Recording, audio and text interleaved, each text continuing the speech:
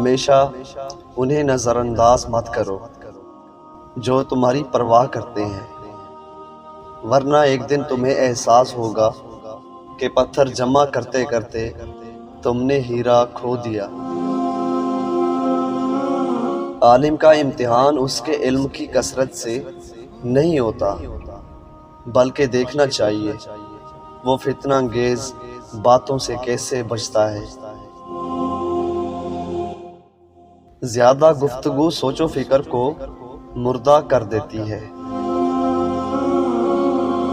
खुलूस और इज्जत बहुत नायाब तोहफे हैं, इसलिए हर किसी से उनकी उम्मीद न रखो, क्योंकि बहुत कम लोग दिल के अमीर होते हैं। जब तालीम का मकसद सिर्फ नौकरी का हुसूल होगा तो समाज में नौकर ही पैदा होंगे, रहनुमा नहीं।